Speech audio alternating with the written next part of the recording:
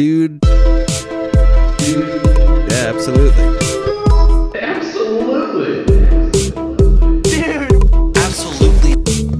Dude, absolutely. I did some What That Brain Do's. I'm curious to see if you can guess that. Yeah. Pokemon? Like a bottle of Coke? You think that's a bottle of Coke? Ketchup? Ash ketchup. Ash, catch 'em up. You got it. See? We said Ash ketchup, but we got it wrong technically.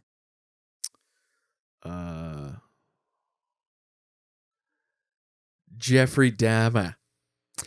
Pretty much. Yeah. Jeffrey Lama. Oh, okay. But Mar did the same thing. Yeah. It just went with the Boston. Now accent. this one, Mhm. I worked extra hard on.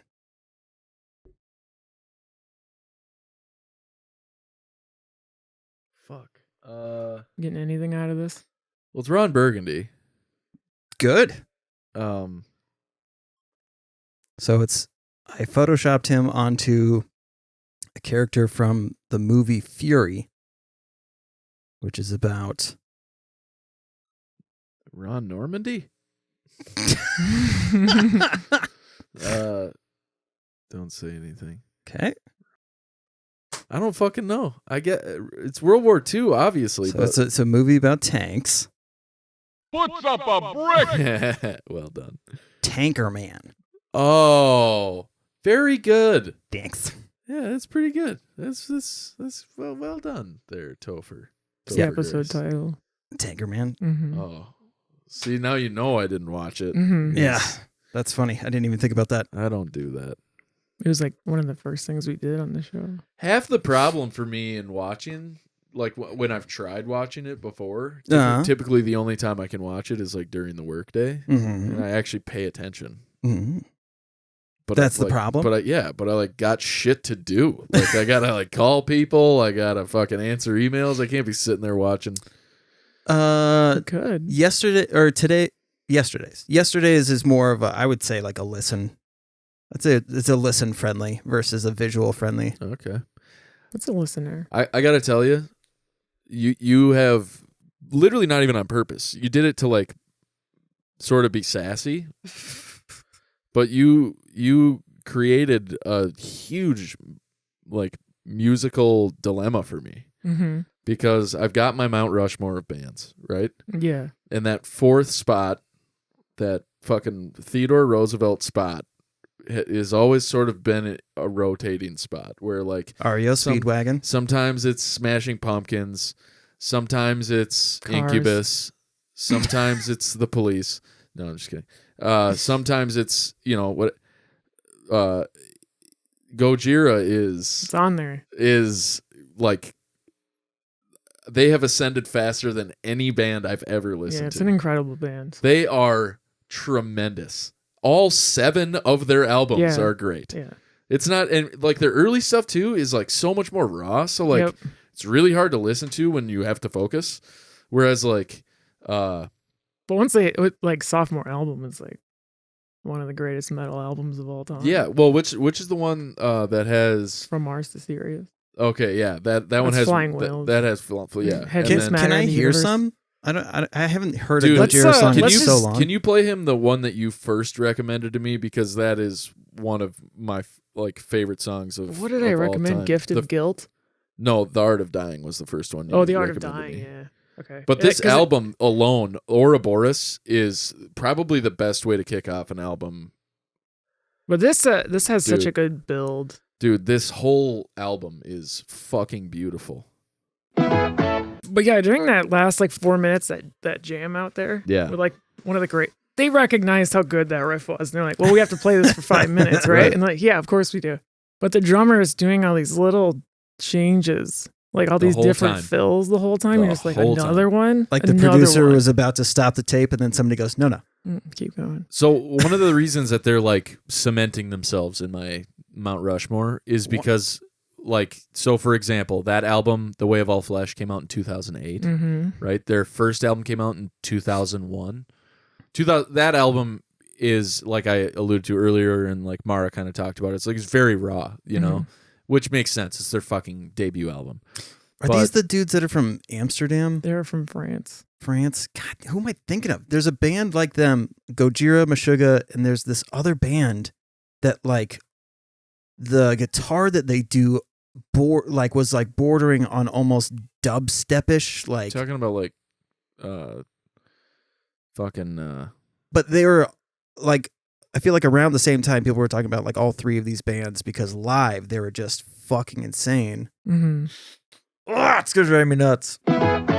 So what I was gonna say though is like their most recent album, the 2021 album, it's called Fortitude, is comparable. Like it is, it sits right there with the rest of them. It's I so gotta listen to fucking that good. one still. It's great. Because they released a single that I really liked, and then I completely forgot about Which the one album was because they theirs? never released the damn thing. What was the single? This reminds me. I'm so glad we Is jumped it in with Into the music. Storm? Was that No, the something about Another World. Oh yeah, that's literally the name of the song. Yeah, Uh, great video. Born for One Thing, The Chant, Amazonia, Another World, and Into the Storm are the singles from that album. Mara, have you heard of a band called Failure? No. Ooh, I like the name of that. Oh, and also the singer for Gojira is the drummer's brother. yeah. It's a family thing. And yeah. also Very the singer talented for family. Gojira, straight up, 150,000%.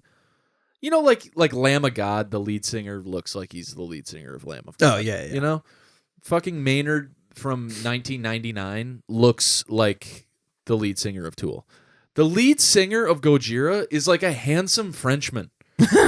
Like he does not have like he's not an intense looking fella. He's like a handsome Frenchman. That's him. Look at him. Okay, well that's a pretty intense looking picture actually. Gotta give I was him gonna some credit say. here. I think it's all in context, right? Yeah, but like in their But you're right, in like- their straight faced pictures, like he just looks like a guy that here, like that one. Like it just looks like they open for Simple Plan. I would say more like Breaking Benjamin. It's more like butt rock. Yeah. A butt rock look. Do you also not like Breaking Benjamin? Or- I love Breaking Benjamin Oh, why'd you call them butt rock? because that's what it's called. Yeah, that's a real thing. Did you not know that? That era of music. Is it because it all sucked butts? I can't remember why. I think I don't know. Because at first they tried to call it new metal, and people were like, we're out of that zone. Okay, but that's not. But like, I thought new metal was like Korn. Exactly. So like, it was like the millennials of It's like Thrice and yeah, was like they Thrice wanted- and they- Seether and shit. Okay, because like, you know who ruined it for us? It was fucking Nickelback. Nickelback was like, oh, these guys are butt rock because they all came out at the same time. This is a what I really meant to say. regrettable. I'm sorry for the way. Crossed Who is that it? again? Yeah. I always This think is of a butt rock. regrettable take. So like, I'm just gonna say it though. One, Creed fucking rules. So I don't care what you say Yeah, about that. we're a Creed positive podcast. Yeah. Say what you want about fucking Tickleback. yeah, Nickelback. We all listened to them. Couple of bangers, I think. We all liked them. at least two. I mean, people shit on him all the time. It's like Guy Fieri. Well, here's the thing. You keep coming back. You They're can't wait for the next episode of Triple D. I like Machine Gun Kelly and Travis Barker's shit, but I recognize that Machine Gun Kelly is an absolute pile of shit. Oh, okay, yeah. You know what All I'm right. saying? yeah, Like, but like the guys from Nickelback- Nickelback are really cool and nice. They're Canadian. They're like, yeah. But did you see Chad Kroger is such a douche. But he's actually not. Have you ever heard? Have you seen the? Are you talking about like his redemption story? No, I'm talking about the story of like the guy who was like their studio engineer. No. Oh my God, it's on TikTok. It's a very, very cool story. He's like, I worked for this immensely popular, like world famous band as their studio engineer, and I'm gonna say the name of the band at the end of the video, but I'm gonna tell the whole story so that people don't like, whatever. He goes through this whole thing about how like he showed up to the studio early, got all the mics set up, got everything worked together, got all the, got the board ready and whatever. And then they like started filing in like one by one. And all these guys from the band were like, "What's up, man? Like, really, really nice to meet you. Like, thanks so much for being here today. We really appreciate your time. Like, blah, blah, blah. And then they went in and like started testing the stuff. They had, threw the headphones on, started testing stuff. And they're like, dude, you're great at this. Like, really good work. Like, nice job. And then they're like, we're going to go get some food. Can we get you something? And he's like, where are you going? And so they get him food. And then finally the lead singer shows up and he's like, well, this guy's a fucking douchebag. Like, that was his thought, going in, was like, look at this fucking asshole. Look at heroin Justin Timberlake. Sure. Yeah. Or like, or like bleach blonde Chris Cornell. And then he's like, he was literally so kind. Like, they brought me food. They thanked me excessively for being there. They praised my work. Like, and they were at the time the biggest band in the world. And people are commenting. You could see like people comment before the name is real, like they say the name, and all these people are like, "Is it Blink 182 or whatever?" Like all these guesses, and he's like, "It's fucking Nickelback." So I love them, not as a band, as people. It was really kind of a touching thing. And that's the thing. It's like, but then you hear a song like Porn Star, and you're like, ugh. Well, they're not like Buck Cherry level. Fuck Buck See, Cherry. but Buck Cherry, like, they don't hide the fact that they fuck. Whereas no, they don't. I have seen them live, and it was horrifying. They opened for Avenged Sevenfold, which I was like, interesting. First of all, who's here for both bands? Can I get just off the top of your head, a Buck Cherry song? They did that, the one where, the fucking, it's about a girl and they're fucking. But you look so good on top of me. Yeah. Okay, thank you. Yeah. Got it. I can't even remember. You're crazy bitch. Yeah, crazy bitch. That's what it is. Got it. So they're playing Crazy Bitch, right? Mm-hmm. They're opening for Avenged Sevenfold, and I think the opener for them was like Hoobastank. It's the weirdest fucking show. So we show up, obviously don't watch the Hoobastank set. I guess they're all on the radio. Yeah, like I was guess gonna like say, literally tied like them together? 93X has played them all in the same day at some point. I was going to say, I've been to 93X sponsored shows and been like, who? That's 100% what it was. Which one of by you the way. fuckers thought this was going to be a good idea? Yeah. Really out of touch. Just like, we And should play them all. So. And I know you guys like don't love Avenged Sevenfold because you're Atreyu fans, but like please bear Yo, with lip me gloss here. and black. Let's go. Please bear with me because this is a pretty good story actually. So fucking what's his dick? The lead singer for Buck Cherry's singing Crazy Bitch. And there are multitudes of like women who in their semi-distant future will have cut their hair short and have voted for Donald Trump. Oh, like, yeah. you know what I mean? Like it's that crowd of ladies. And they're taking their shirts off and like exposing things that no one, including the sun, should ever see. See, an Avenged Sevenfold show, if somebody said, make sure to hang out after the show for the Trump rally, most of the crowd would still be there. Avenged Sevenfold or Buck Cherry? Because I'm talking about Buck Cherry. I don't. Do you mean Five Finger Death Punch? Five Finger Death Punch. Are they not the same? No. No. Numbers. Avenged Thank Sevenfold has like a shit ton of like anti-war, they're. I like Avenged Sevenfold's message. Death Like, Punch is the most like bootlicking yeah. bullshit I've ever heard. okay, so anyway, he's doing crazy, but he does it like during the bridge, he like stops singing the song, and so they just go into like loops central for like to play whatever while he's talking, and he's like, you know that girl I'm talking about, and all the ladies are like, yeah, and he's like, that girl who when you're fucking her from behind, she reaches back and grabs your balls, and all the ladies are like, yeah, and all the I guys. do that. Yeah, and all the guys are like, what? And I'm in 8th grade. No, 9th grade. And I'm there with my friend's dad. And he like looks over at us and we're all like, That's not on the album. never seen that before. This is Buck Cherry guy, whatever. And so like after that show, the dad was like, this better be good. Like this next group, because that was awful. And we were like, don't worry, we all hate them too. And these guys are gonna shred. And then it literally like, I don't know how, I mean, obviously this is all engineering and this was part of their whole set or whatever, but like, you know, the sound of like the power going out. Yeah. That sound happens and all the lights go out. Yeah, and everyone's like, It's the Undertaker.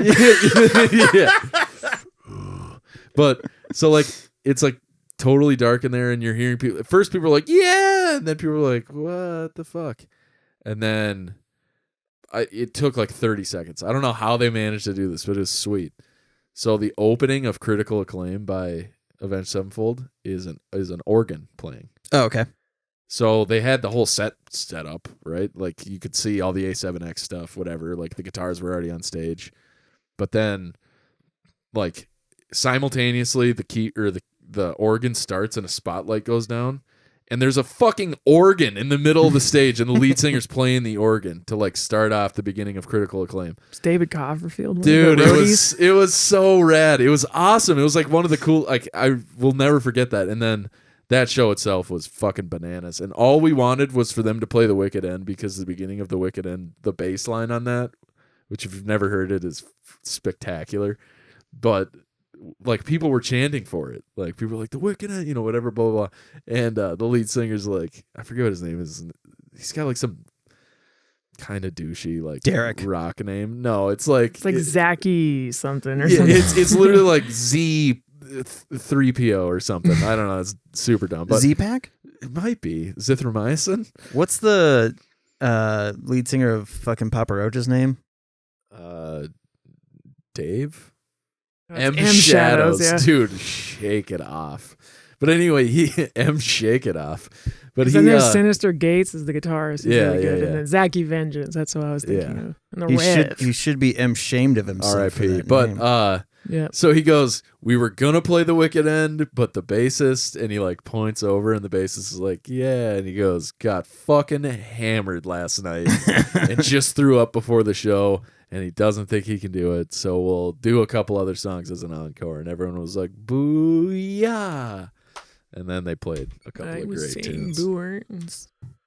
Dude, that was one of the best shows I've ever been to. So there's a documentary coming out about a band called Failure, which I I thought just pulled him up. was a mockumentary, because I never heard of Jacoby Shaddix. Come on, fix your name. Dude, I still think M Shadows takes it. That is For sure. awful. But it just reminded me of like, why are you making these? You're not fucking like, you're not morning radio. It's kind of pro You don't need to wrestling, do know? these things, or pro wrestling. Ira and the douche. But so this band called Failure, the thing that caught me was that Maynard was like the thumbnail for it, and he it's if you pull up the trailer for it, Mara. It's a narcissistic thing I was having at the time. Wait, is that fucking Jason Schwartzman. Yeah. Perfect moment that people call the 90s.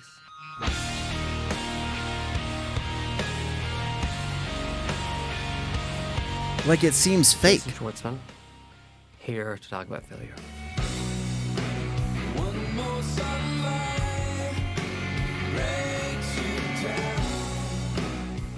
A lot of guys from my era were like, oh, this is bullshit. And I never saw it like that. I saw it as, fuck, finally, like some new blood injected into the sport. It just made more sense to take out somebody that we respected, and Failures ended up being one of those few bands that we just really, really resonated with. I'm a character actor. I'm like a guy that shows up in a lot of stuff. So I've worked with a lot of like famous actors that we've been seeing our whole lives on screen, on TV and stuff. There's something about that band, it's different for me. I get really nervous. Okay, The pause art it. that failure has Does it not feel like? Well, it feels like the beginning of which we could watch that too after this, but it feels like the trailer for that mockumentary that Andy Samberg and Kit Harington made about the longest game of tennis ever played, where they like make it feel real. They have Serena Williams is in it. Like there's all these like famous people. The way that Maynard says, if you're gonna take out, You want to take out somebody that you actually respect. yeah, it's like what? What a weird thing to say. Like, Yeah. as a band, you're aspiring to like, oh, we're gonna come onto the scene and make sure that they get dropped by their label, or like, it's just That was the vibe I got. But Right? I think wasn't what he was saying there like that they On tour? Yeah, that they like brought him on tour. That was my like, if we're gonna take out any band, it better be a band we respect. Yeah, Like, on tour. You think that's what he was saying? yeah, Absolutely. 100%. Okay. And I think that he's saying that as a means of like sort of being like, despite the fact that maybe we don't sound similar, it's like a band we respect, so we want them to be on tour with us. Ah, okay. I mean, I could be wrong. Yeah, that makes more sense. If both of you thought that, then that makes more sense. I think probably because it felt like it was a fake documentary. Yeah, my brain was right. like, I get that for sure. But yeah, I kind of want to keep watching this. Though. And then you watch the rest of it, and it's like, I dug into it deeper, and this band Failure has been trying to make this documentary for like a long time, apparently. So they've got fuckloads of footage. The lead singer is like a respected producer as well. Okay. But their whole goal, it reminds me of Weezer, like how Rivers Cuomo was like, I want to be in a band and I want it to sound like this. So like having the sound in mind and like the whole look and everything before anything even starts. Oh yeah. And so like their whole goal was like, we want to make the 3-piece band something worth listening to again. So like guitar, bass, drums, and that's it. And even though Blink-182, I'm sure, was around when they had started. 92? Huh? 92? Yeah. 100%, yes. It's on Wiki. That's when these guys came around? Mm-hmm. Yeah. Now I'm trying to remember when Blink-182 came out then. Well, Boxcar Racer was around like early 90s. Boxcar Racer was after Blink-182. I thought they were before. No. Boxcar Racer is part of the reason why Tom DeLonge. Yeah, Tom DeLonge. Wasn't that early aughts? Yes. Tom Just before DeLonge. them? I don't fucking know. So Mark Hoppus thought that Tom was trying to start a whole new band and like ditch Blink-182. And so he got butthurt, and so that's where part of the riff started. But Damn It was in the 90s. And yeah, I forget when Blink started, but it was 90s for sure. Yeah, 92. Same time? Mm-hmm. Holy shit. That's when they were formed. Oh, okay. Failure was recording their first album in Minnesota. No shit. Yeah. What? Mm-hmm. Really? But yeah, so it was just fascinating to like have never heard of a band. It's always weird to me to like when you've never heard of something and then all of these bands and like people that you respect are like, oh yeah, that's why we started. Or like Paramore was like, it's pretty neat. Haley Williams is like, they're a huge reason as to why I started writing music. And you're like, what the fuck? Apparently in 93, Lane Staley sang Opiate with Tool. Yeah. Hmm. Which is like... Cool. Yeah, it's also like very... Did you hear the new version of Opiate, by the way? No.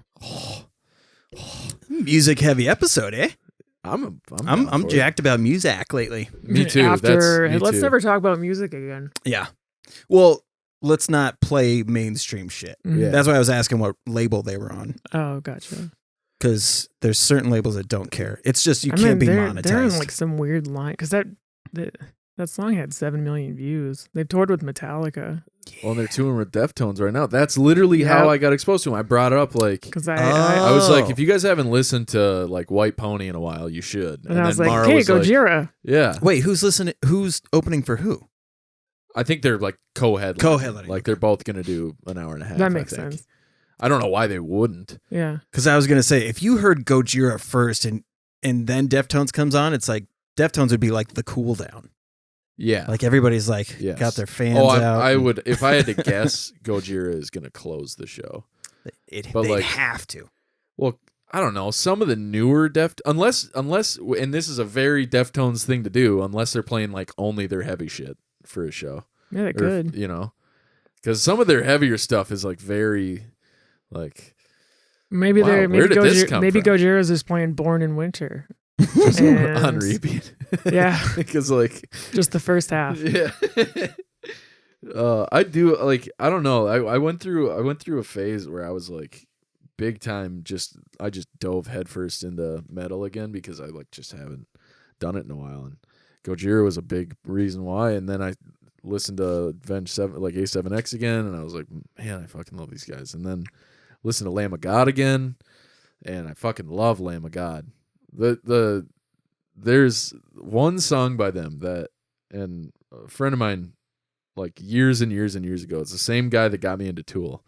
It took him so long to get me into Tool, but he finally found like the one song that got me in, and that was 46 and 2. And then after you hear 46 and 2, then it's like a little bit more tolerable to listen to like Schism and Parabola, right? And then you get like, it's easier to get more acquainted with. Like, is it not Parabellum?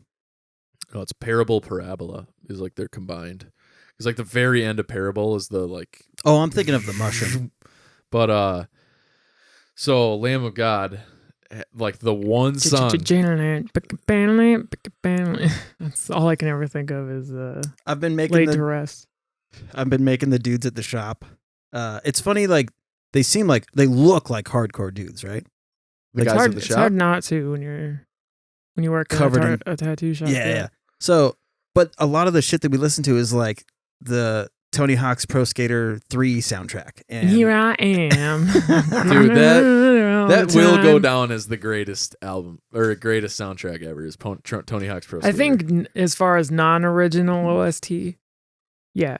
Well, because like you could play one of the songs for sure from that soundtrack that I know for sure you could play, and you would not get copyright stricken on it. Is it because Jurassic 5? No, it's by the Ernies. So they had literally Oh. one album, and it's that. It's not New Girl because that's by fucking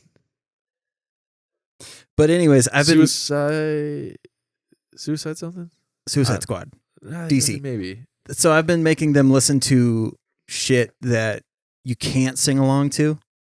So like Here and Now. hardcore shit. Like Gojira like style-ish, but like the newer version of it. Yeah, so sure. like Architects, While She Sleeps, Texas in July, like just fucking the Ghost Inside. Have you ever listened to them? I mean, I'm kind of listening to them in my head. I've never heard them in my life, but I got a feeling. I got an inkling by the name. That was well done. It's just like drop D everything, fucking very heavy. hardcore shit. Yeah, but I mean, people. Is it have heard hardcore or is it like metal? I don't know. What would you pull up? Texas in July. And just the click on Here and whatever Now by the song is Ernies first. Is the song that's on that soundtrack, and it's fucking bananas good.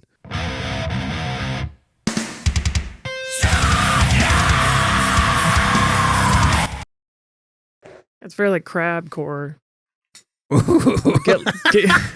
Get nice and low. Yeah, this is hardcore because this is Avenged Sevenfold's first album and Atreyu's first album. That's It's literally like- what it is.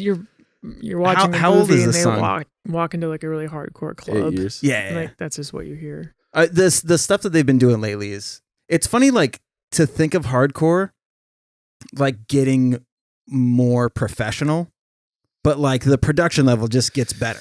Yeah. Because at first you just want to fucking throw down. Yeah. You want to throw all 5'7" of yourself into the person next to you. You want to throw somebody who's 5'7" at somebody else. That's what you want to do. But like, so anyway, Vigil was the first song by Lamb of God that I heard that I was like, oh my fucking God.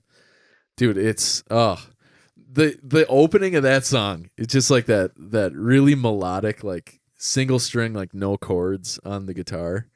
And then it's so heavy in the beginning, but the opening line in like fucking guttural, like I don't know, it's not scream, but it's like, you know, metal gut fucking Primal. yeah, like from his fucking balls is where the sound comes. But he literally goes and I was like, oh, this is for me. And then it's just so good. It's so good. But then I texted my aunt and I was like, you need to listen to Gojira. Because she and I like share music back and forth. She's the one who like got me into like early Sabbath and stuff. Yeah. And Right, you guys were drinking that's Zimas I've in told the that. parking Probably lot. told and- that story like 20 times. Classic me. There's one band in exactly one album where they sing like Hallelujah in it, unironically. And it is fucking amazing.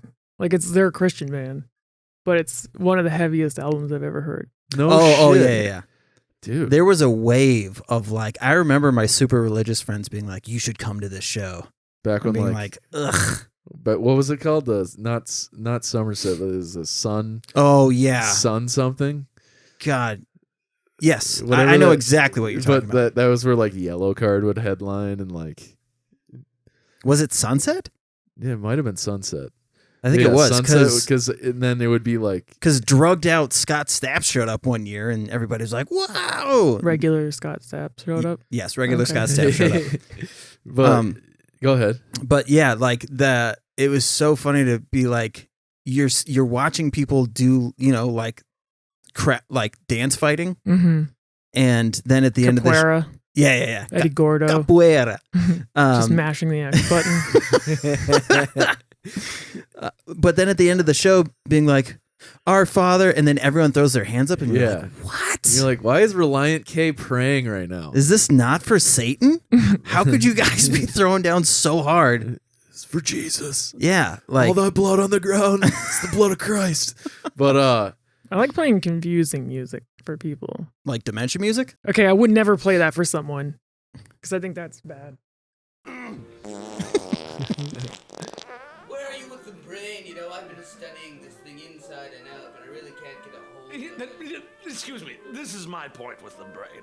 At the end of the day, anything, a benign object of any sort, you could take anything. You could take a cheeseburger and deconstruct it to its source.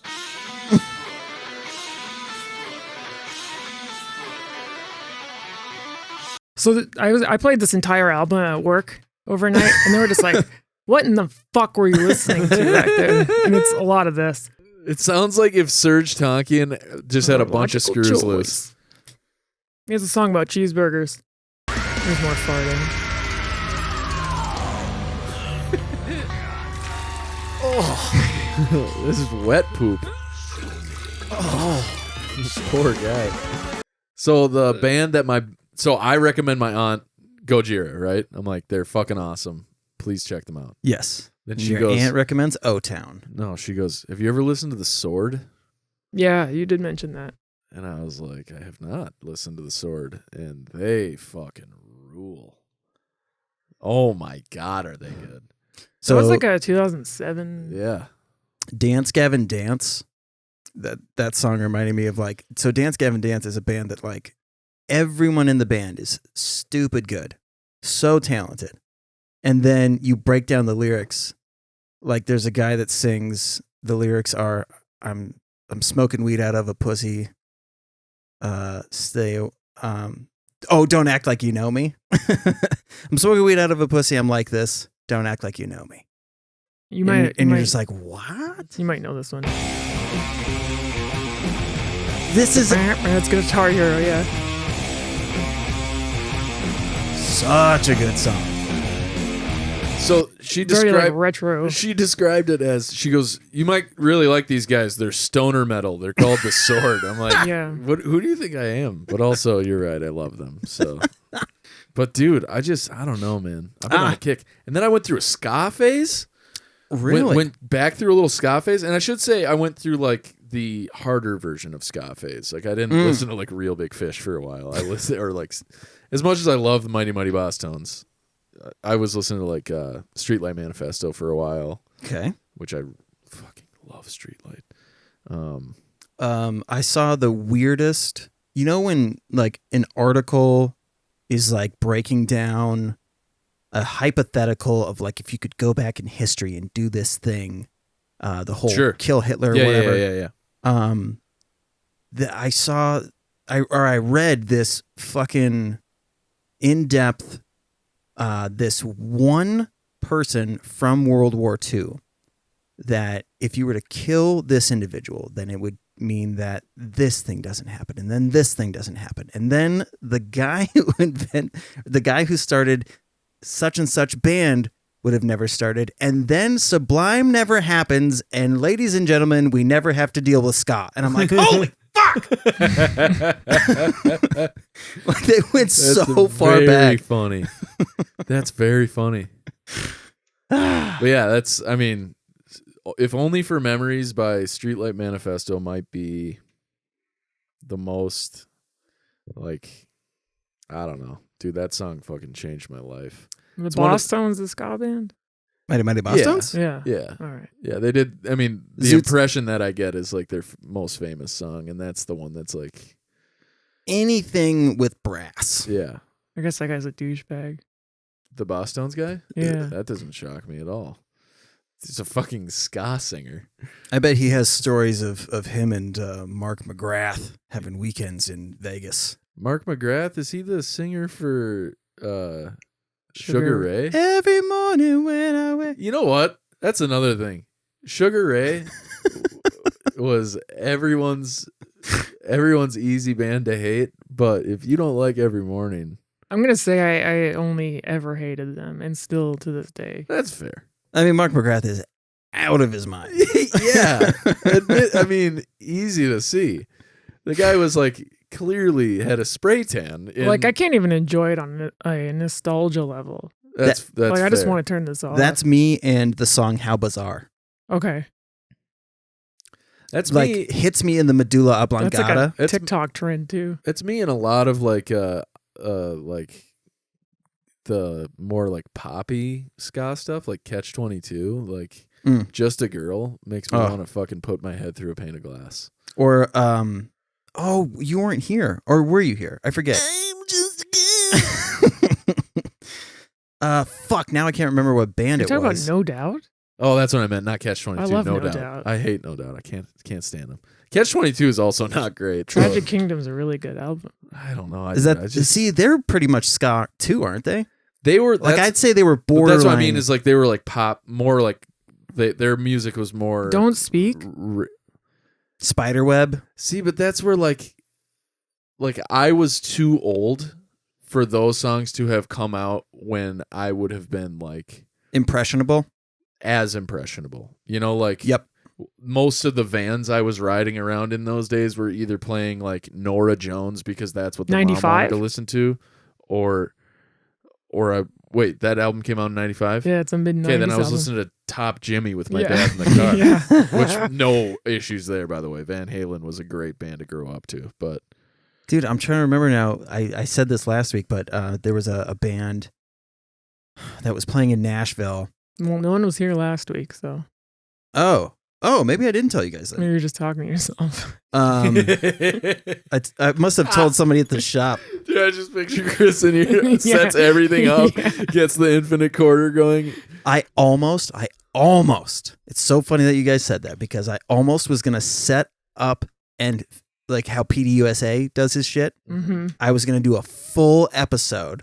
So dedicate one of us as being the main dialogue and then just listen back and respond to it throughout the episode.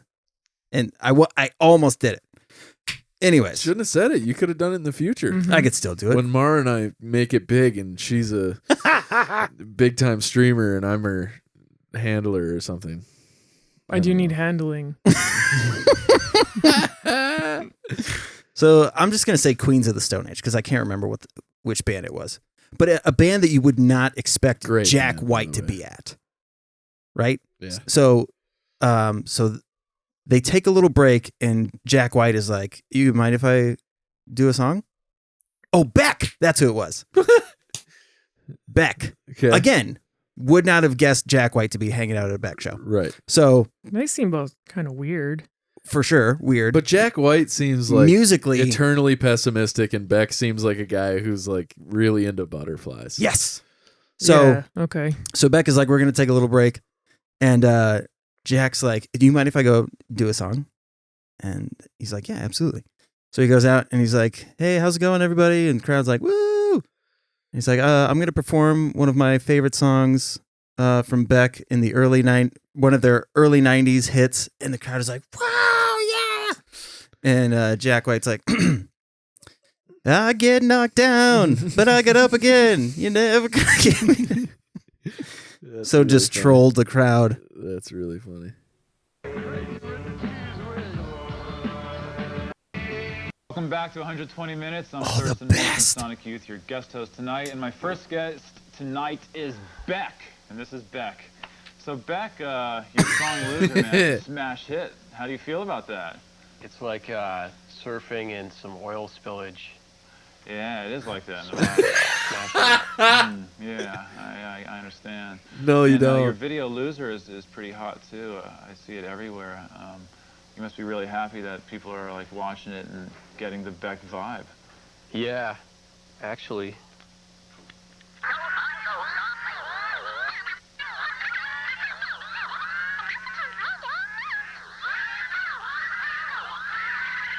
I think Johnny Depp based his Willy Wonka off of.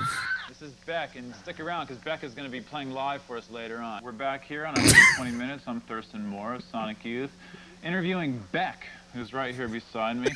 Beck, I sort of wanted to ask you some questions about Look at that 90s font. you know, where you're from and who exactly you are. And I can't seem to get any straight answers out of anybody who seems to know you. But what exactly is your real name? Is it Beck? Were you christened Beck? All right.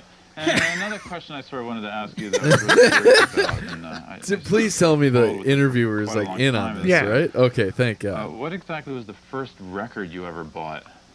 Probably be a Hino record. Hino. Maybe it was Xanadu. Xanadu. Xanadu. Wow. I'm sure all of our viewers are very familiar with those and they can relate to you on that. Yeah. That's cool. Okay, well, later on, Beck will be playing live for us, so stay tuned for that. I'm Thurston of Sonic Youth, your guest host tonight, and Beck will be playing for us in a few minutes, and we have Beck right here. If you just joined us, we've been talking to Beck a little earlier, and it's quite interesting. You have a new record out on DGC called Mellow Gold. Is that out yet? Yeah. It's in the store? No, it's not out yet. But I can go to the store and buy it March 1st? Right. That sounds pretty Yeah. cool. Is it on vinyl or is it just on CD? Yeah, it's vinyl too. Really? That's Yeah. good. So what are your plans now? Are you going to go on tour and... Yeah, we're going to do some punk rock shows all all around the country. Oh, really? So you have a group. It's not just going to be you. Yeah. Because I know you It's a do like band. solo things like in like kind of coffee houses and kind of like Yeah, backyards. it'll and be a stuff. mix of the punk rock and the Really? folk stuff. Uh-huh. So how old are you? 23? Really? Yeah. Because you look a lot older. Oh, yeah? Great. You look like about 45. Yeah, I Yeah. kind of feel like 60 Oh, yeah? sometimes, yeah. That's cool. So, What is the weed All right. budget for this interview? and he's going to be playing Be live through the for roof. 10 minutes or so, so stay with us for that. Stay with us So great. for that. God, that was awesome. Yeah, because MTV used to do that all the time where they'd have artists interview other artists. Yeah. And they're like, what? We're not, huh? It's like this happened a couple weeks ago. Like, it's been so fucking long since we did a sexapode. What? Huh? Oops. You want fuck? So I started watching these fucking videos of like actors interviewing actors. It's called Actors on Actors. The variety ones? I think so. But I watched the Adam Sandler And Brad Pitt? Yeah. And it is Oh, thanks, buddy. yeah, dude. You hear about 30 of those. And probably the best part of the whole thing is when he talks about the death scene. And I got to have like my moment where I was like, I've never even seen this movie and I know exactly what you're talking about. Yeah, he does that. He does the thanks, buddy, like 30 times, and he's like, you can tell Sandler's like starstruck because it's fucking Brad Pitt, but at the same time, Brad Pitt is starstruck because he's like, this is fucking Adam Sandler. I don't know. That's the only one that I was like, oh, this is fucking magic. The other one was like Bill Hader and Jason Bateman, and I was like, this is fine, but Jason Bateman is like still either in character, he's actually like kind of a tool. I watched Jason Bateman make fun of an Australian newscaster one time. Because the guy was like, oh, so what do you guys do to prepare like for a day? You do some yoga? Like yoga? Yeah. And Jason Bateman's like, "Would you say yogurt? Do we eat yogurt before we act?" Vince Vaughn is like, "I think he's yoga." And the Australian guy's like, "Yager." But that fucking did you ever see when Adam Sandler and Dustin Hoffman go on I can't remember if it's Fallon or Kimmel, but like Hoffman is basically like full grandpa mode, like Philip Seymour? Huh? Philip Seymour? No, Dustin. Okay. I was joking. Are we still talking about Nickelback? I think so. So the guy from Twister. Yes. So Great movie. he Adam Sandler is sitting right next to him, and so Jimmy would be like, how did you do, this scene? And Hoffman is just kind of, looking at him all spacey, and Adam's like, he wants to know about the thing with the scene. Oh, okay. Like, it's very, like, Dustin Hoffman is this world-renowned actor, but he's just like, well, dude, there's full senior citizen. There's a he's oh, rest in peace, Bruce Willis, by the way. He's not dead. He's brain dead. What? It's not that either. Is it too soon for that? He's not that either. His career is dead. He has a condition that he's not going to act anymore. Yeah, because he can't. His brain doesn't work. Okay. Anyway, His Dustin movies didn't work either. Oof. They're all Nice. garbage. Super hot. What I'm trying to say is, Oof. Oof. I don't like that. But Dustin Hoffman has like kind of always been that way, like always been spacey, eclectic, super weird. but this was like, I get what you're saying, You know what I but mean? it's just interesting. Like I saw an interview of him back when you're not gonna know what this is. You know what this is though. Go me. When the Weather Underground was like more prominent back in like the early 70s. 70s, yeah. I know the weather on the ground. Yeah. Can you say it quick though? One more time. I know the weather underground. Okay, very good. So they were building or assembling, I should say, bombs in a bathtub in this apartment complex, and there's a colossal failure of chemistry and the big explosion. And it happened to be in the house in New York, fucking in Greenwich Village, right next to Dustin Hoffman's house. That's right. And so they're interviewing fucking Dustin Hoffman for like, whatever. And he's like, yeah, it was crazy. Like there's like a bomb and stuff. And people are like, what? Like That would be really confusing. yeah, but like this is like it wasn't like instantaneous. They weren't like didn't have the film crew and then explosion. Dustin Hoffman walks out of his house and they're like, No, what just happened? Like if you see him on the screen, you expect it to be about, movies. Oh yeah, I Not suppose. whatever the Right, fuck yeah. he was talking But about. yeah, he's just like, man, it's just so wild, And they're like, damn, dude, like, how hard were you trying in Rain Man? Anyway, should we do some broads? Yeah. We're already creeping up towards. I mean, we just talked music for like Yeah. ages, babes. I don't like that as much. I don't like it as much. What's that dude's name? Casey Pollock? Who's the guy that I've been What? having you watch? The video I sent with Dave Ortiz? David Ortiz. No, his name is Casey Abram? no, it's not even Casey. You sure? Yeah, I don't know. I've been watching it's a lot Caleb of Presley. this. Oh, yeah. Caleb Casey, whatever. Yeah, Caleb Presley. What about him? David Ortiz. Were you so had you seen his stuff before? Yeah, I had I've been never watching heard it of for a him. long time. I haven't seen the Hezbollah video though. I watched I was watching Chrissy Chaos, and he had Oh, a couple of dudes from Barstool on there. Yeah, And wrestler. I don't like Barstool as a whole, but Glennie Balls and Caleb Presley are pretty funny. So, but the guys that he had on, that DeStefano had on, very funny individuals. Was it Big Cat and PFT? I don't know, KFC something. Okay, so maybe KFC. Yeah, because there's KFC is one of the guys. But Oh, that's his name. Okay. was Big Cat? Was there a guy with like sunglasses and a beard and was a fat guy? No. Okay, because that's Big Cat. This dude, they play a video of this dentist in India, who made headlines because he's doing free dental work for people. But they show his setup, and there's like flies landing on his instruments and stuff. And not KFC, but the other guy's going, and Chris is like, whoa! He's like, yeah, man, he's going to throw up for sure. He's like, does this happen often? Oh, like once or twice a week. And he's like, here, you want me to make him throw up? And he just turns and says, hey, so that stuff goes in their mouth. And he goes, and like has to go out of the back and vomits. Oh my God. Out of the back. But they brought up Casey Parabellum, and I was like, who? Caleb Presley. Yeah. Casey Parabellum. That's funny. That's well. And I just love yeah, dude, his face is like, it's like he does the like 60 Minutes style. Like, I just asked you a really tough question. Like, did I get you?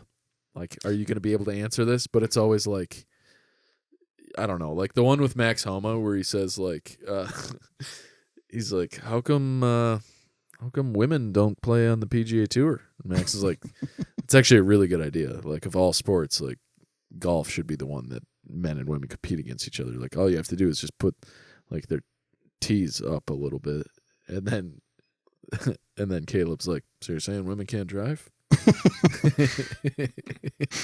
And Max is like, no, that's not what I'm saying. Yeah, he's so good at doing that shit. Saying women can't the drive? Hasbulla one, I'd forgotten all about that little dude. You know who we're talking about? The little Russian guy?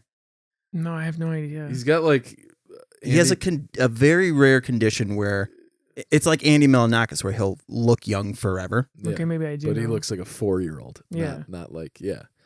And he's... But he's a tough guy. He has very much the Russian like attitude. And so they're talking about how like the way that interview happened, somebody was like, hey, Hasbulla is going to Dubai. Barstool is doing a thing in Dubai. Will you go? Like, apparently he had just gotten off an interview. And so he got home and then immediately was flown to Dubai. They had to try to find a Russian interpreter. They didn't know that there were multiple dialects of Russia. And so they found one from the wrong region. And so like they said, the guy was like, yeah, I was FaceTiming with Caleb pretty much the whole time he was there. And he was like, so how's it going, buddy?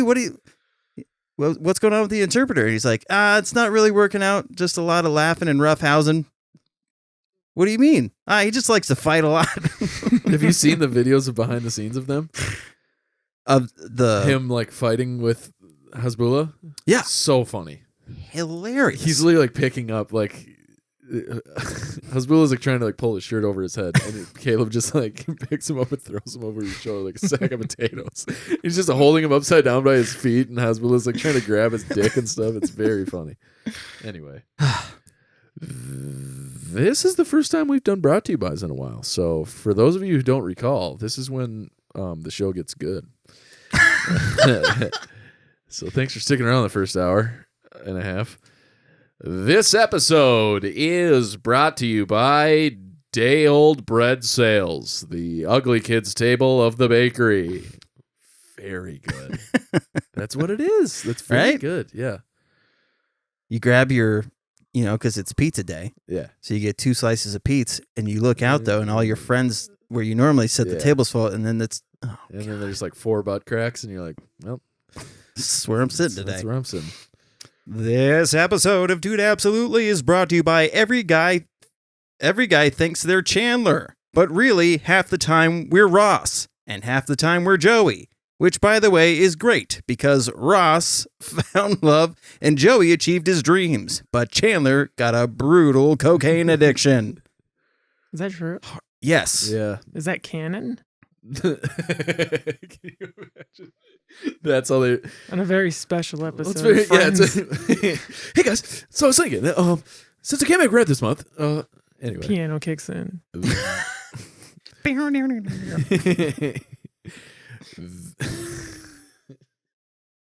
It's just way faster. The intro. So no metallurgy life, but gonna be. Oh, he's snorting coke off the vinyl that it's playing on, and he's like, "Speed it up!" It's just him going. This episode of Dude Absolutely is brought to you by wearing light-up Skechers to a funeral. Uncle Dale may be dead, but look how fast I can run. That's pretty good. Thanks. This episode of Dude Absolutely is brought to you by beating that pussy up like an arpeggiator. Double time. Is that yours? Yeah. Why are you reading yours? I fucking Nimrod. I didn't know. God damn it, Chris. How many are in there? You know I ripped mine. Here you go. I have clean lines. Son of a whippersnapper. It's been months. Don't worry. I'm over it.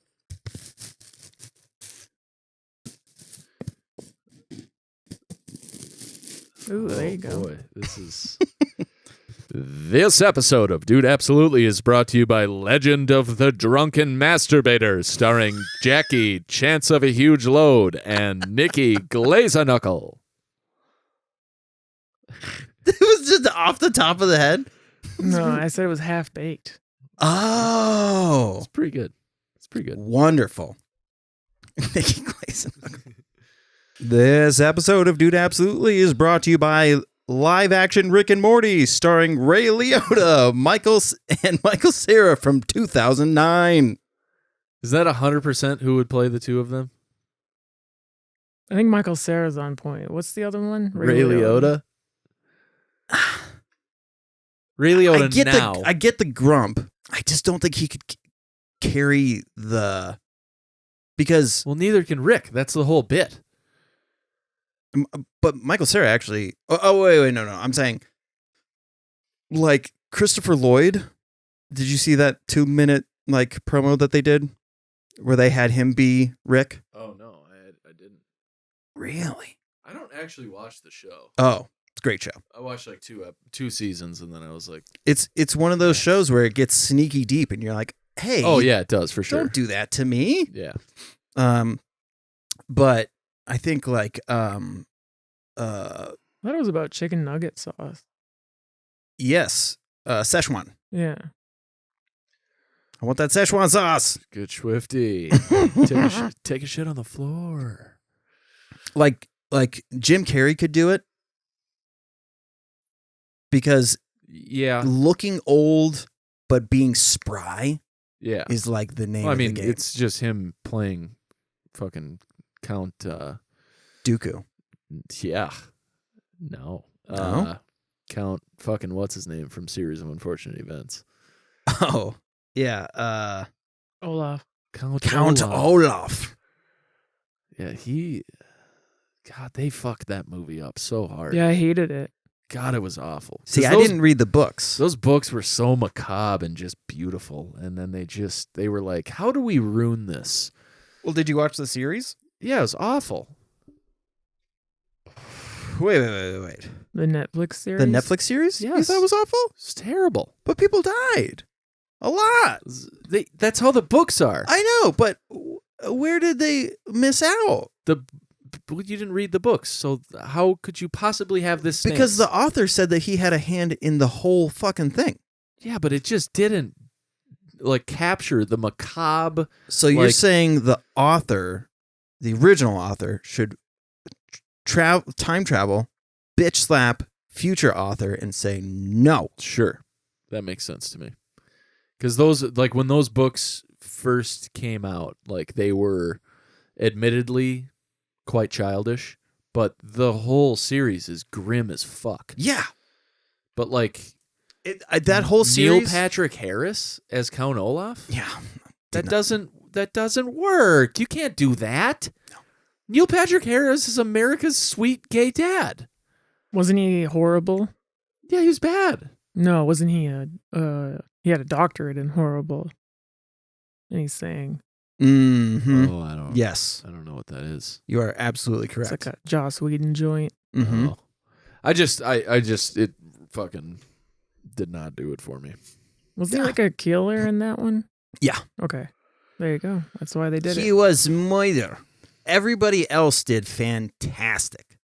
But what's Count his name? Olaf Sister drives the whole plot. Like, he is the show, or is the books. I feel like I sat in the bubble of those kids so much. that whole series is just, 40 hours of gaslighting. Like, just yeah. But like, so it brute. just- I don't know. It just didn't do it for me. Sorry. It's a long one, huh? Yeah, it's a full work week. I gotta say, I'll never watch it. Is it 3 seasons or 2? I don't know. I didn't watch it. I watched the first season and I was like, this can go die in a hole. This whole series can burn to the ground. Anyway. It's a dark. What you been watching? I was gonna say I watched Moon Knight. But I didn't. So And our buddy Poe fucking kills it. Poe Dam? Yeah, dude. Good. So fucking good. Oscar Isaac is doing it for me these days. It's also like kind of annoying that he's in everything though. Yeah. Because you're kind of pulling a Dwayne Johnson right now. Like just. Well, everybody does it, right? Yeah. Ryan Gosling was in everything. Nicolas Cage. Sure, absolutely. Ryan Reynolds was in everything. Yeah. Yes, I agree. But like Sigourney Weaver. Adam Sandler. But okay, when I say like he's in everything, like my whole, it's like he's not crossing genres like at all. You know what I mean? Like he's not doing like he's not like in a funny movie and then he's in a serious movie playing a serious role. It's like The Rock. Yeah, he needs to do a sports comedy. The Rock did the same movie like 5 different times in a row. They're all interchangeable. And then Jumanji came out and everyone was like, "Oh, this works." Dwayne, well done. But it was like San Andreas and then like the building that's on fire. That's exactly what I was thinking. Right. Rampage. Right. Like that very much reminds me of Nick Cage. Yeah. In the 90s. But then like Oscar Isaac is doing Star Wars and Dune and Moon Knight. Like, dude, you are pigeonholing yourself. Oh, he was in Dune. But isn't Dune supposed to be like boring? It's sci-fi, but it's supposed to be about like politics. Yeah. Yes, it is, but also like it is sci-fi, Right. But this is like when fucking Orlando Cooper or Orlando whatever his name is, not Orlando Cooper, Orlando Bloom Cooper. Orlando Bradley Bloom Cooper. was Legolas and fucking Will Turner in Pirates like at the same time. And you're like fucking boats and pirates and you're an elf and like, wait, what are we doing here? That reminds me, Orlando. I was gonna bring up this lady. I brought her up a random episode, and I keep seeing her in because I can't stop watching fantasy shit. The Magicians. I'm watching that show, and this lady's in it, and she's always like a fairy type. Keegan Connor Tracy. It's because fairy? Because she is a fairy, right? She's clearly a wood nymph. But she like. Everything that I fucking see her in, she's constantly playing like. I feel like it's different than being like typecast versus being. How is that not being typecast? No, I'm saying you like look like she a fairy. is typecast, is what I'm saying. Oh. Okay. Versus like, I don't know. To me, it's like the guy who plays the assistant coach in Waterboy. Like after you played that guy, you weren't playing anyone but like the dirtbaggy sort of goofball. Yeah. Ever again, or Kevin James as the fat friend. Which, by the way, I don't know if I'm missing something on Kevin James, but I kind of always liked Kevin James. Yeah, he's a comedian. Yes, so it's good. Like he's one of those guys that did stand up and then got a sitcom. Like he's from that era where like that's what they all thought you had to do. Yeah, you do stand up. He Seinfelded his way to the King of Queens, and then made his money. And Leah Remini's super hot, and that's just what happened. And also, Leah Remini at 55 or 1,000, I don't care what age she is now, rocket ship. Also, that sultry voice. Mm-hmm. Get at me with you definitely smoked cigarettes for 20 years. Yeah. Oh, my God. I hope she smells like parliaments. She is hoot. Yeah. But, she definitely yells throughout the house. Yeah. Like, did you feed the cats? Yeah, for sure. Yeah, she's not fun to live with, I don't think. But she's probably fun to sleep with, I imagine. Yeah. You know what I mean? For sure. Bedtime rules. Like you sleep with her, and then in the morning, like she's getting her kids ready for school, and you're like, oh, hey. And she's like, don't say hi to my kids. You can. Yeah. Yes. Yes. Yeah, she definitely tells you what to do in bed, which is fine. I got nothing against that. Yeah. She's bossy. She's bossy. You think so? I imagine she is. She was in a cult. She was. And then as only a boss queen would do, when she got out of the cult, she made a fucking TV show about it. Mm-hmm. Yeah.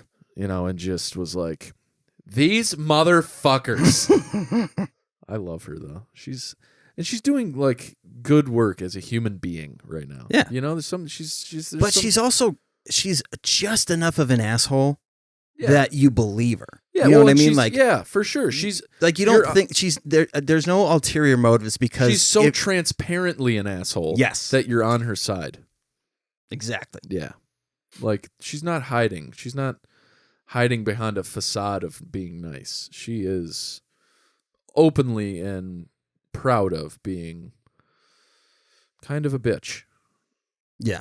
But I don't know if I'd say a bitch. Well, you know what I mean. Like, she's but an asshole for yeah, sure. sure. Yeah, because I can be an asshole. I think we all have. You can also be a bitch. You can be a bitch, but that's way less desirable. Yeah, you've been a bitch before. For sure. Yeah. On the show. Yeah. As have I. Like the time that I got really mad at you guys for, or you specifically for That time talking. you're being racist. And then, well, is that what you're?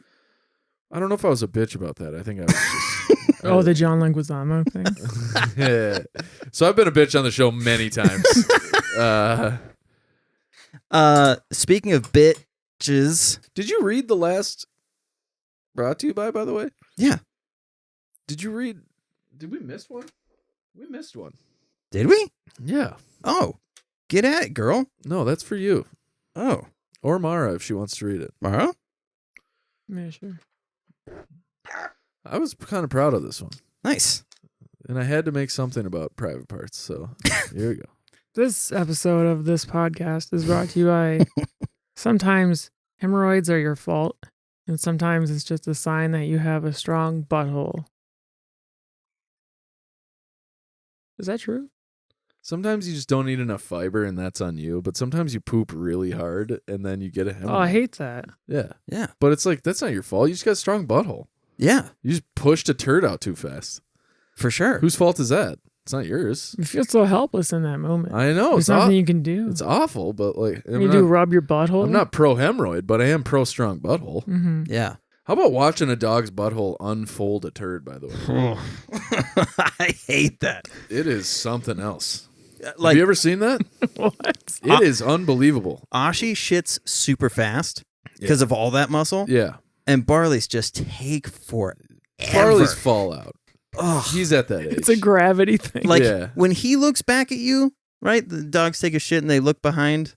Yeah. The angle of his anus versus her anus, like his is very perpendicular, whereas hers is Yeah, more, she has to fold, whereas his fold is very gradual. Yeah. But his he looks fold is more tucking of the hind legs, whereas hers is arching the back and really getting into that core. full Power black, stance. full Like, black cat. When Kirby drops a nuke, though, you literally like it's hard to explain. It's like, you know, like whack-a-mole.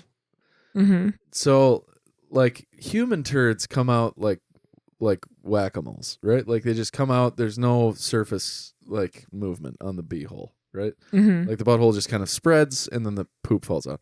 With a dog, it's almost as if like the whack-a-mole has like an additional layer of like vinyl that is cradling the You know turd, and those- then as it comes out, that the vinyl like stretches out of the hole and then opens, and so there's like an additional orifice. Mm-hmm. It is something else. You know those fleshlights that they had for? Or no, the pig, the pooping pig yeah, toy that you could squeeze. Yeah. Where it's like perforated. It's literally like an accordion anus. Like there's more anus than it looks like on the outside. What did they call that? A prophylactic anus? Prolapse. Prolapse. There we go. Yeah. But like they prolapse their anus when they shit. That's just what happens. And then it tucks itself back in. So you get the fucking chocolate starfish. It just looks like a butthole. But then when they poop, you're like, oh, there's more. But wait. Order now and you'll get additional butthole. See, I was always doing lookout. I always do lookout for the dog. Like, I got you. I'll check out Predators. I have to sometimes watch his poops, like when he's actually pooping, because he'll like eat something that I'm like, let's make sure this comes out. Yeah, or like I need to be prepared for it to come out because in case like he suffers the consequences of like eating a hoof, for example. Yes. Which, by the way, the most anti-vegan thing I've ever given my dog. A hoof? Yeah. Like just the pig hoof? The means by which they process said hoof, like it is so anti-vegan. Like they just embraced like all the things. Like what is it? It's an actual hoof, but they literally core out the hoof and put fucking like fake cheese and bacon in it. Yeah, for the dogs. What animal? It's a pig hoof. Oh, okay. Yeah, but like it's not like a horse hoof. No, but it is a pig hoof, and it's also different. like yes. Yeah, by a lot. By a big. Because if it was a horse, you're hauling out like what's essentially a toenail. Right. Yeah. But also like a pig hoof, like that literally would be like serving like fried human skin in somebody's toenail that you ripped off, like a skull. Like that's what I was thinking of. It's fucking weird. Yeah, it's a little strange. But also like you think about the way like they process animals or whatever, and you don't have to think about this. It's not your favorite thing. She thinks about it every day. Well, I know, but like she's living a lifestyle that she no longer has to think about that because she's chosen to remove herself from that. That's a tough one because that's like a whole foot. Yeah, it's fucked. Mm-hmm. But also like we gave him antlers, and like antlers fall off, you know? So like to some degree that's almost like a circle of life sort of thing. Like you could just pick up an antler in the woods. And have you gotten him bull penis yet? Bully sticks? Yeah. Bully sticks. So funny. Yeah, they literally take a bull penis and then they essentially hang dry it and smoke it and then cut it in half, and then it's those long like pieces of meat smelling whatever that have like a channel down the middle that looks like a piece of celery, but it's that's some bull penis. That's what that is. They are those expensive? They're on the like mid range, I guess, of but like depends on where you get it. An antler is very expensive because it lasts forever. And if you get a good antler, they'll fucking core it. So they're not core it, but they'll slice it in half so that the dog can actually like eat the marrow, which is like Who's that Pokemon? It's Pikachu! Test that premise. So Amazon asks if you want to keep shopping after checkout, which what a bold thing to say. You just spent money. Would you like to do it again? Like, could you imagine if you went to the grocery store, you checked out, and they give you your last bag, and they're like, all right, you going back in? No, this is all I can carry. You want us to hold on to these for you? We'll get it to you all at the same time. But it's so much easier online because you can just do it. You're like, you just got that hit of dopamine. You're like, yeah, I do want to keep shopping. Show me more things, please. But it's just so funny. I'd never thought about that. Like, I've seen it where you put something into your cart and it's like, all right, you want to keep going? And it's like, of course. But not after checkout. Not after checkout. That's different. Ridiculous. I put my wallet away. That is ridiculous. All right, should we close on something that I've really enjoyed? Yeah. Oops of the week, babe.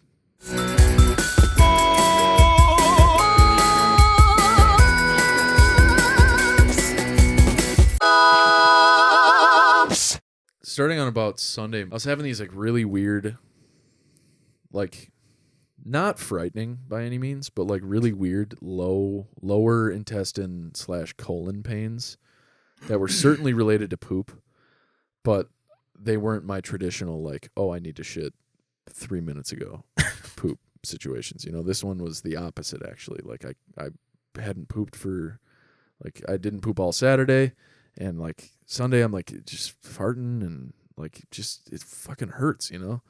I went tried to take a crap, wiped my butt, all blood. I was like, this isn't going right. And then still hadn't pooped on Sunday, didn't poop on Monday, and then Tuesday rolls around and I'm just still in pain. And Caitlin's like, you know what? We're going all in. So she went and got me Gas X and laxatives. So I took 2 servings of each. And a couple hours later, went and took a poop, but it was like a really small, like rock hard turd. Mm. And I took like 2 little, and like they hit the water with such like, it was so much mass packed into this one. It was like Deep Impact. Yeah. Yes. 1998. Yeah. Or Yeah. Sling Blade or something. But it like I had a moment like as I was shitting that I was like, oh no. I took a laxative and an essentially a lower intestine version of an antacid, but I didn't take a stool softener. And my real issue is I got some hard poop in here. Gotta get it with the citrate, you know? 20 minutes after this poop, the gurgles have begun, you know? But they're like north of the poop. Yeah.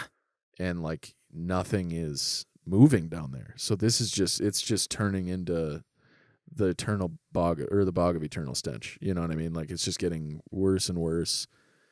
And I'm laying in bed and Was Fred Savage there? Yeah, I think so. Am I It was thinking kind the of right? weird. He was like, "Can you read me a book?" And I was like, "Fuck off! I'm shitting." Right? Isn't Bog of Eternal Stench Princess Bride? Yeah, it is. Yeah. Okay. But anyway, so I fall asleep somehow, and I woke up at 2 a.m. with like, I don't know. It was like the most physiological like response to how this system needs to operate properly. Like it was like my body was like, this is what happens when you take the wrong thing, because the punishment was upon me. I woke up like fully drenched in sweat. Like I wasn't wearing a t-shirt, but I had like sweated through you could see a puddle of sweat on the sheets. Like I was, and my beehole was screaming. So I sprint over to the bathroom, and we don't need to go into great detail here, but do you remember telling the story about like when the plug poop finally came out and then it was just like fucking... Yeah, the corking. Yeah. Yes. That happened. But for me, it was like there was so much poop in there, and the laxative had like eaten its way into what was the hard poop. So like there was just a minor amount of hard poop remaining, and then the rest of it was very viscous. Oh, it's like a comet. Sure. Like, It's like a Kinder egg. Yeah. Yeah. But it wasn't that like it still had some gumption, you know? That's why you got to stop swallowing gum. My poop had was some real moxie.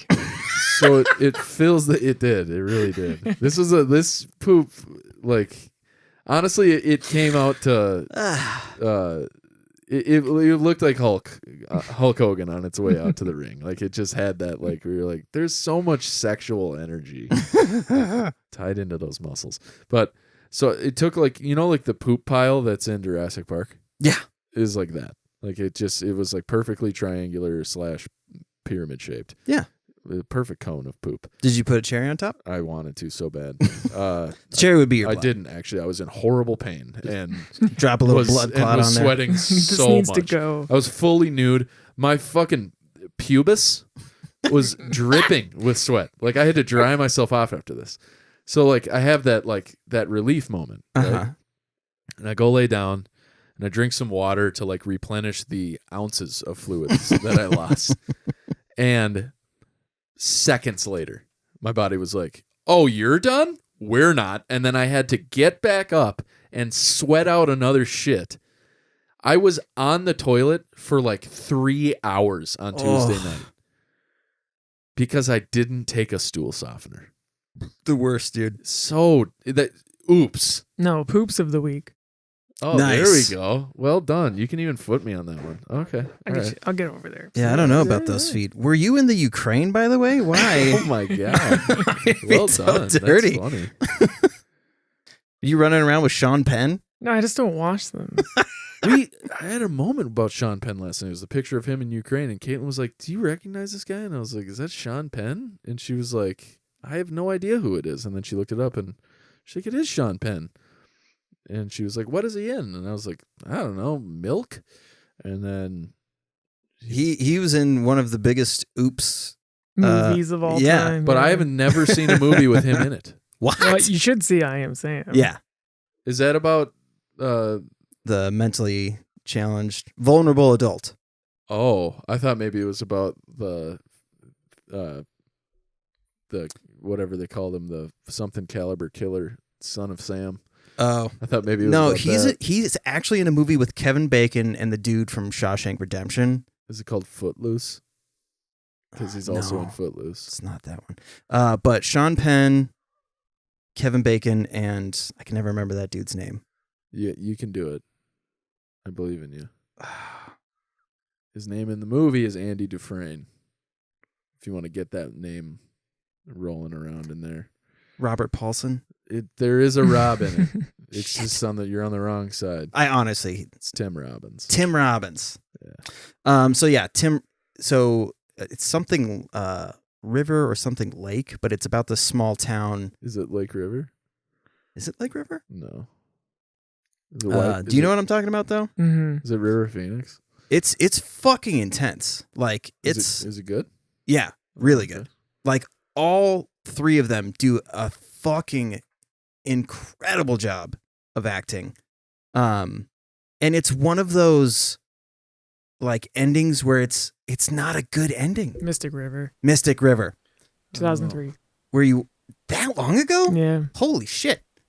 But yeah, they all do such a fucking good job. And it's like No Country for Old Men, where you're like, the movie's over, which I'm glad. Lawrence Fishburne is in it. He's in Mystic River? Yeah. Holy shit. Dude, fucking Laura Linney, Marsha Gray Harden. It's fucking good, dude. There's some fucking peeps in this. Wait. 2 Academy Awards. Dude. No way. Tom Gurry is in it? Do you know who that is? It's been so long since I've seen it. Look up Tom Guyry. Are you sure it's not Geary? It's going to blow your brains. It might be Tom Geary. I think that's right. Tom Geary. Oh, and then Fucking Smalls. No way. You know what else he's in? Black Hawk Down. What? Yeah. Yep. He is the guy who is like stranded with Chet Hanks? No. No. Josh Hartnett. No. With fucking John Travolta. Who's in Black Hawk Down? Christian Bale. Tom Hardy's in it. Malfoy's dad is in it. Lucius? Yeah, Lucius Malfoy's in it. Fucking Eric Bana is in it. Orlando Bloom is in it. That's badass. This headband. Orlando Bloom is in Black Hawk Down? Yeah. Who's the other guy that I'm thinking of? Christian Slater. No, mate, I don't think so. But Tom Sizemore's in it. Pretty sure. Ewan McGregor is in it. What movie am I thinking of with John Travolta and Christian Slater? That's Broken Arrow. Broken Arrow. Yeah, this is a very different movie than Broken Arrow. This is like based on a true events war movie. It was like a solid decade between is Josh the two Hartnett movies. not in Black Hawk Down? Yeah. Oh, he is in it. Yeah. Okay. Yeah, that's the one I'm thinking of. The stealth bomber and the something to do with a nuke. Do you think him and John Travolta would have squinting contests? I hope so. Oh, yeah, they would have to. Dude, I love Black Hawk Down. That's a great movie. It's about a very tough story, though. Dude, in this movie, fucking John Travolta grabs a pipe and slams it into somebody's throat, and I still will do That's like a gulp.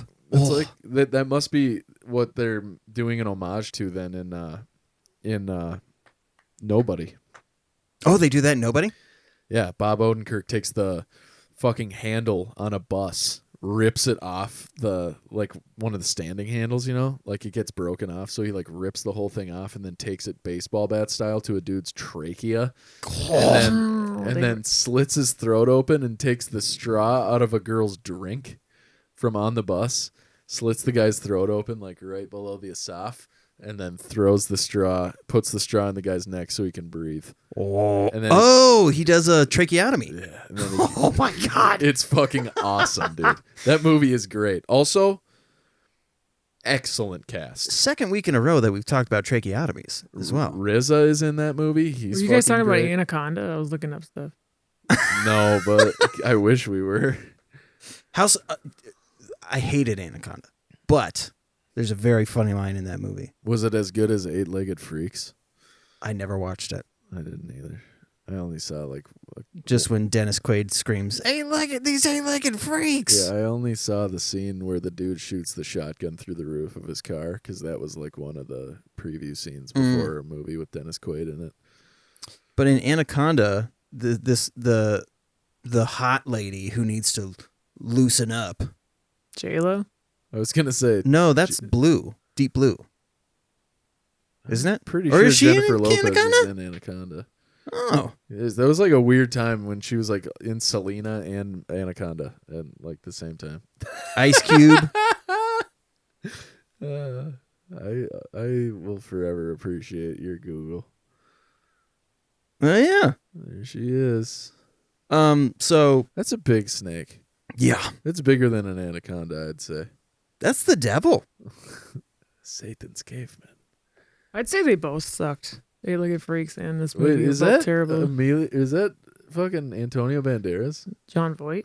Oh, that's actually who that is. But so God, he there's looks young. a scene where he's a shitty guy, I think. It's Ice Cube or somebody else is like, so how come you're with that guy, that scientist guy? And she's like, he's one of the most brilliant minds of blah, blah, blah, blah, blah. And he goes, how smart can a guy be if he's pissing into the wind? And the camera cuts and the pee is coming back at him. It's like, okay. Everything else Ben sucked, Stiller? but... Is it Ben Stiller? No. No, that's just a Peruvian guy. Oh, kind of looks like Ben Stiller from the side. Yeah, this is like Is 97. that John Leguizamo? I was going to make the same joke. You suck. Yeah, so we have merch and things. Who was the casting director for that movie? Oh, John Voight. Yeah. Huge piece of shit. That guy sucks all the balls. Was he the one dating Catherine Zeta-Jones, or is that her dad? I have no idea. She digs deep beneath the lasers. Ooh. Workaholics, when they do the mushrooms and they stay at the office. Catherine Zeta-Jones. I just did one run through of Workaholics. I need to go through again. It's very good. It is. It's a criminally underrated show, I think. Yes. You know what is weird is funny people trying to do podcasts and being underwhelmingly not funny. The dudes from Sunny in Philadelphia. Yeah. Was so excited, started listening, and was like, this is boring as Well, it's shit. just like, in a way, I love all those guys Yeah. as actors. From what I've gathered, they're cool ass people in real But life. for how But insane it is their a- writing process is. It's a jerk off session for their show. That's what it becomes. Is that what their podcast is? Basically, they just review every episode. It's like Jenna Fisher and fucking. Oh, it's like a director's commentary. It's not really a podcast. Yeah. but like they don't talk about the episode the whole time. They like mostly just fuck around and then like. Well, they talk about like how they talk about Gary Glenn went on Glenn Howerton. What's that guy's name? Glenn Howerton. That's his name? Yeah. From the guy who plays Dennis. Yeah, okay. Yeah. So Dennis is talking about I took the kids on a skiing trip. You know, we're up at Big Bear in California, and they just are talking rich guy shit, and you're like, okay. I bet this that is show some- does numbers too. I'm sure it does. Yeah. So who are you? Fuck you. That's a great point. The rich get richer. But Charlie is the only funny person on that show. It's because Charlie Day is broken as a human being. So fucking He's funny. So funny. Like he'll throw shit out there, and you're just like, thank God for you. Yeah, his brain is. He should do a What That Brain Do. But like Jason Bateman and the other dude from Arrested Development. Which one? David Cross. The fake hands. Fake hands. Oh, the guy who plays Buster? Yeah. They have a podcast? They started one. Oops. So those two and somebody else. Well, I it's like forget who Ken Jeong and Joel McHale did a podcast too, and that podcast was The world just doesn't need more podcasts. No, it doesn't. Anyway, me and Chris's podcast. Yes. You guys are starting a She-cast? Maybe. Hell yeah. Dude, I fucking hope so. I really want to do it. We'll have to talk to you off air about it because you guys are welcome to it's funny. My idea for the name of the show was going to be The Goddess and the Duke. And then Mara was like, how about a good name? I wasn't a bitch though. I just said Nice. a name. Nice. And I was like, oh yeah, I forgot you're better at this. But yeah, do all of the things, and we still gotta get you a fucking computer, man. Where are we at? Well, if you can single-handedly pop the housing bubble, then getting a computer is going to be much easier. Okay. Because I've got a list of things that need to be purchased, and computer continues to fall further on that list. So. What if we did a heist? Oh, man. And acquire a computer. Can we rob something weird, like an aquarium or something? How about Steve? We know you're listening. Help us get Alex a computer. We've already got a monitor. We just need the tower. Does he work at like? Did you get a new monitor? Is that what happened? Yeah, he did. He got a curved one. Thing I gotta look at that. Thing One is of those rich bitchin' people as monitors. fuck. It's 4K. I said I want a monitor with as many Ks as you can get. I've been using the same monitor for years, and I still fucking crush dingers. It's square. Yeah. Well, no, It's a cathode ray tube. It's a gateway, actually. Mine is an AOC because I'm a liberal cuck. True. Yeah, you are. Even though you really don't know politics, and you just kind of parrot. You did bust out the AOC though. Yeah, you just kind of parrot like the 2 or 3 things that you. Did you heard get it? On Facebook. once. Did you get it? Yeah, it's AOC. I got it. It's funny. I'd love to play Dark Souls on that monitor. I bet it would be super cool. I think I'm almost done with the first game. My dad got one of the extended monitors, the Mhm. extended curved ones. With wings? I don't think so. Oh. Maybe. I don't know. I guess I've never seen it fly, but maybe. But Boy, are my arms tired.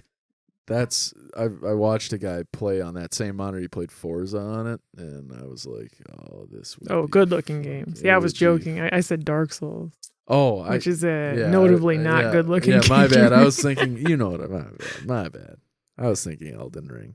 Oh. Yeah, I You know moved what I'm on. saying? Well, not really. I was playing Yeah, that I was today. gonna say. Because I was playing as my new character. Oh, Steve wants me to play a game that he said only takes 20 minutes to beat. It's something. It's a bag of milk.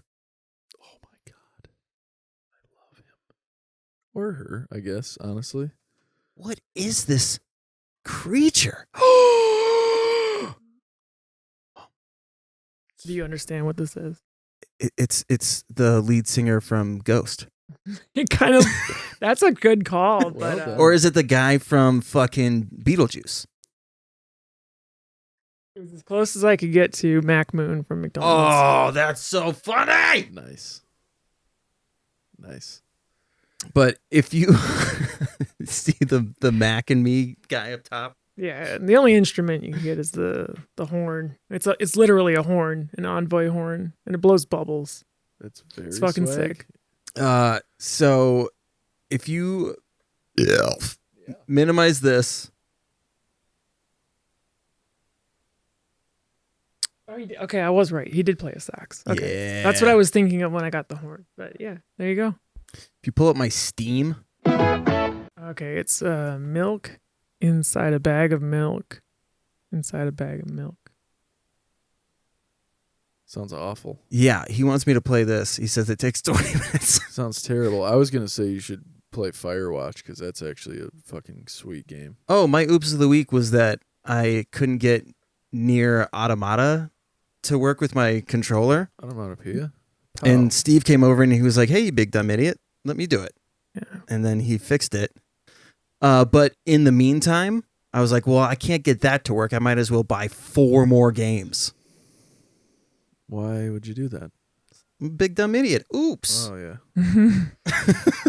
If you want to play a fun sort of like meta progression roguelike, Mm-hmm.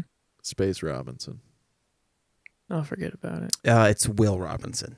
Sorry. I've probably got another It's like Tim Robbins. 1,000 hours of From Software games to play because I'm gonna play the entire series. Yeah, that makes sense. It's like I'm a huge. Are fan you of saving Dark Souls. Bloodborne for the last? I'm going to do them chronologically. Ooh. Nice. Now, chronologically, like canon chronologically, So or release release date. date? So I couldn't play Demon Souls because I don't have access to. So you will be playing Bloodborne last then, right? No, that was a 2015 game. It came out before Dark Souls 3. Oh yeah, duh. So I forgot there Dark was a Souls, 3. Dark Souls 2, and then it's Bloodborne, and then Dark Souls 3, and then Sekiro. I don't know if I'll make it through that game, but I am gonna try it. Is fucking beautiful. It just looks a little different. Dude, that game is so pretty. All right, I'll play it all the way through. I'm really excited for Bloodborne. Sekiro is the kind of game that, much like God of War, will not just entertain you, but inspire you. I love it. Yeah, it's a fun game. I've played very minimal amounts of it. I played like a demo or something. But I was like, this game looks fucking lit. And then I need Tune to, into you know my what you need to channel do? and watch me get the fuck out of all these games. I need to have you just come over one night and show you how. And no, do a guest spot on the stream and just say, hey, because it's the Noob Absolutely account. Yeah. And I'm the only one that's been on it, so I need to get you on there. Gotta get Mara on there.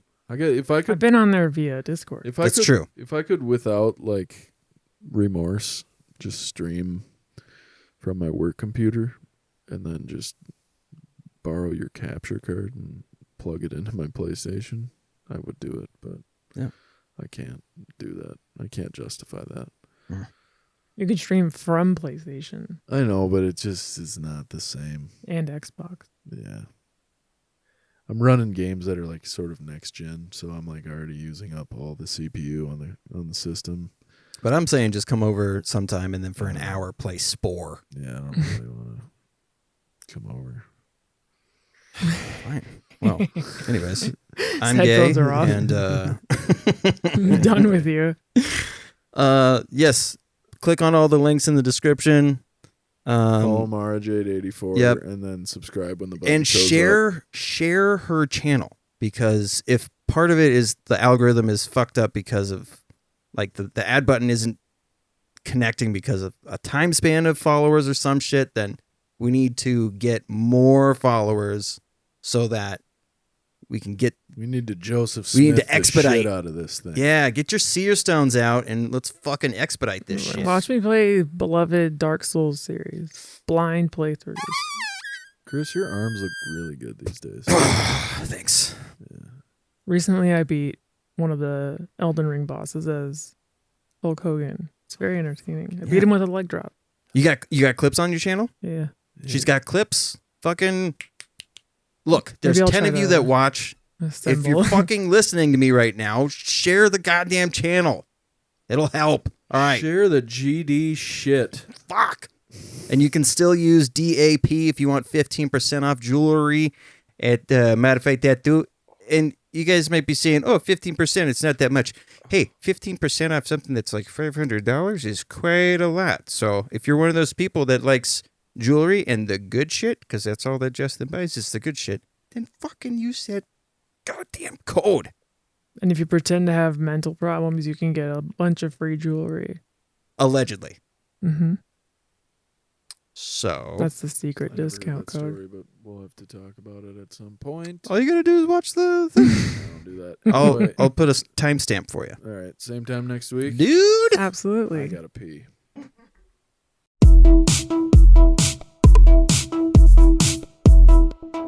Dude. Yeah, absolutely.